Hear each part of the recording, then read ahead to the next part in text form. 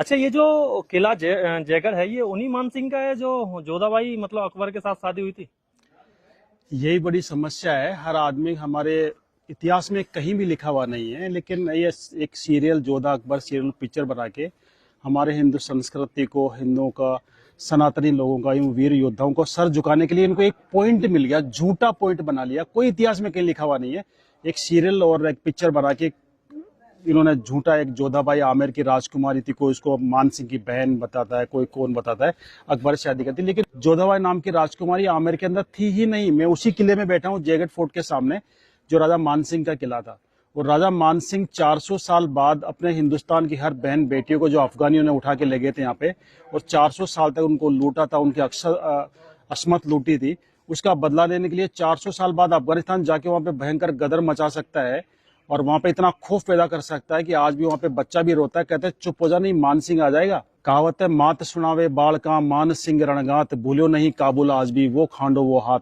माता आज भी अपने बच्चों को मान सिंह रणगाथा के बारे में सुनाता है कि काबुल आज भी वो मान सिंह का हाथ खाना नहीं भूला है। वो मान सिंह क्या अपनी बहन किसी अकबर को या मुस्लिम को दे सकता है? अफगानिस्तान लूटने के बाद उस आदमी ने अपनी लाइफ के अंदर 7,000 मंदिर बना दिए। तो मुगलों के टाइम में जब मंदिर का नाम लेना भी गुनाह था, आज भारत सरकार को 80 साल बाद भी एक मंदिर बनाने में 80 साल लगे, आजादी के बाद एक मंदिर, राम मंदिर बनाने में। उस आदमी ने मुगलों के टाइम में, अकबर के टाइम में, जब मंदिर का नाम लेना भी गुनाह था, उस आदमी ने 7,000 मंदिर बना दिए थे। वो शख्स अपनी बहन किसी मुगल को दे सकता है? गले उतरती है आपके? ये झूठी कहानी बनाई गई है। जोधा नाम की कोई राजकुमारी थी ही नहीं। मैं आज क्लियर कर दूं आपको, जोधा आमेर के अंदर एक दासी पुत्री थी। मान सिंह के फादर का नाम था भगवान दास और भगवान दास के फादर का नाम था भारमल। राजा भारमल की शादी जोधपुर हुई थी, जोधपुर की राजकुमारी से।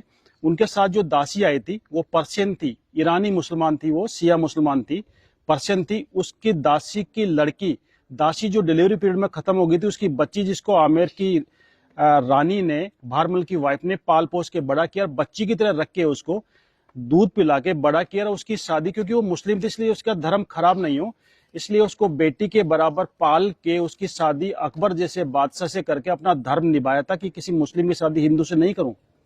और लोगों ने उसको कहानी बना दी कि सब जो मान सिंह की सिस्टर थी, मान सिंह की बुआ थी, अकबर से शादी कर दी। मान सिंह जैसा तो योद्धा ही नहीं था। अगर मान सिंह नहीं था उस समय सनातन ही खत्म हो जाता। आज हर मंदिर के ऊपर आपको पचरंगा झंडा नजर आता है। पता है पचरंगा झंडा क्यों लगाते हैं? अफगानिस्तान के 5 कबीलों को जो हराया था, 5 टुकड़ों में डिवाइड था अफगानिस्तान, काबुल, कंधार, बलख, गजनी और तजाक। खूंखार कबीले थे। दुनिया की कोई सेना वहां पे गई लेकिन जिंदा वापस नहीं आई थी। उस अफगानिस्तान को मान सिंह ने एक युद्ध में पूरे कंट्री को परास्त कर दिया था।